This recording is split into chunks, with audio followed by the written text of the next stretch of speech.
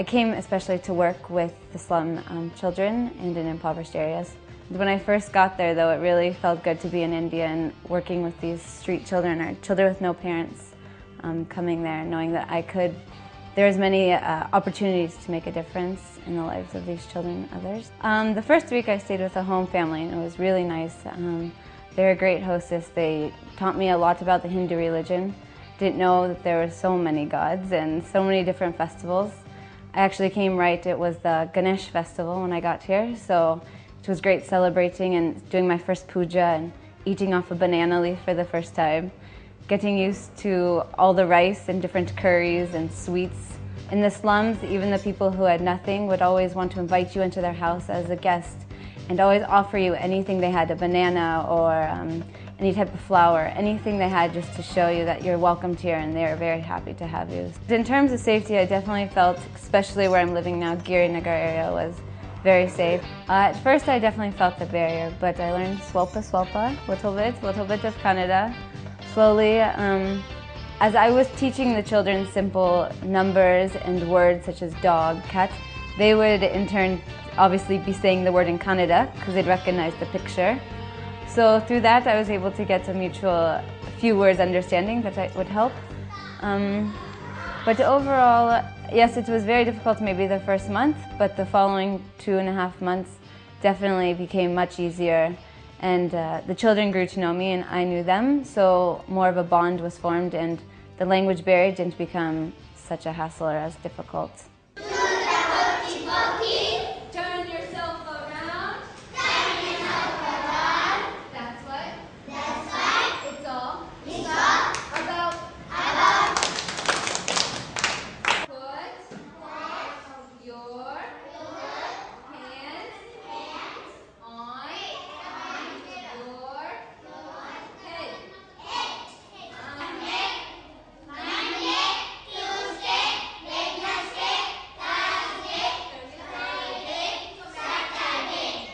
There's many different experiences that I had that I'll always remember with the children. Some of my favorite times are just on my way to Narandanelli and Sneha, the tuition center, in that slum area walking there. Many of the little children who don't go to school always just come run up and how are you and how's your day in Kannada. So that was nice. But in the tuition centers and in this Narandanelli and Yuva, there's a few specific children who, from the beginning, I grew quite close to. And they really wanted to learn English. So I think this common bond and just seeing the progress they've made and how quickly they've caught on and learned and wanted to learn, I think that was always a memorable experience. As well as working with the cancer patients in Kid Y, because the children, the first week I came, 2 or 3 of them looked very healthy to me, still had hair.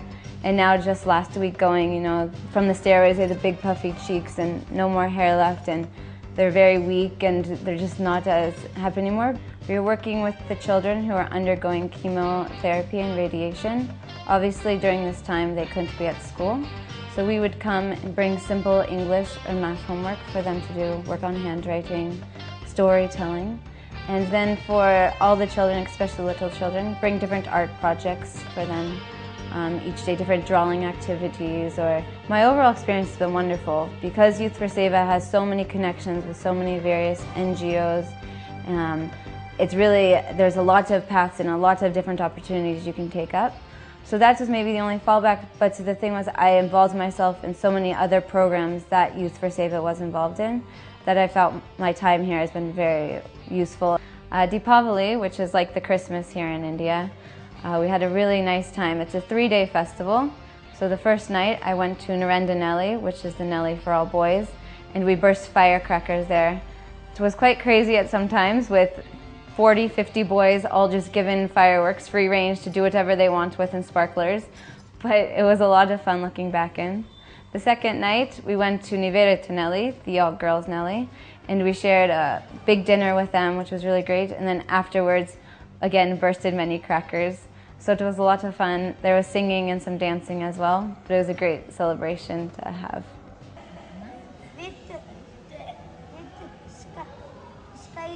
Scaly, very good. Scaly. Skin. Snake. neck is forked. Where is tongue? Point to your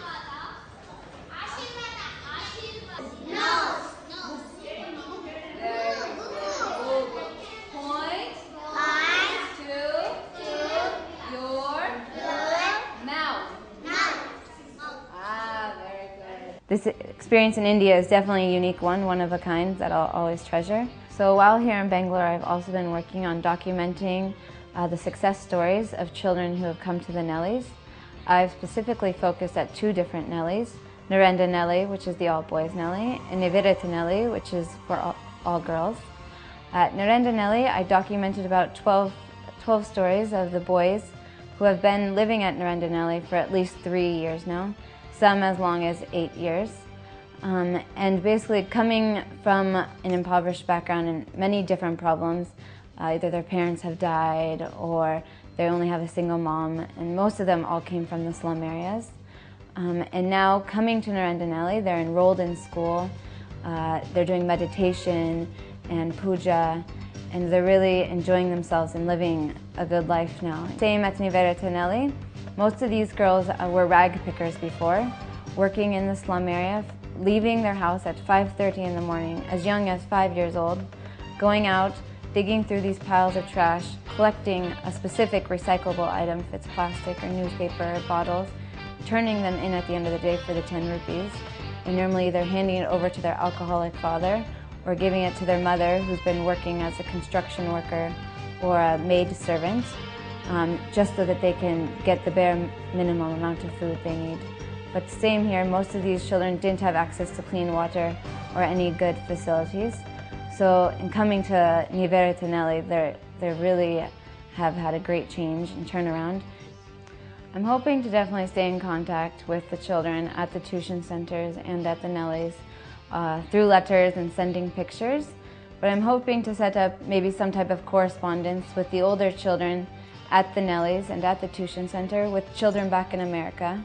So after they've seen these documentations on the lives they've lived in, the struggles they've overcome, I think it would be very interesting, because I also find the children here are interested in the American way of life and what do we eat and what the kids do and what type of school.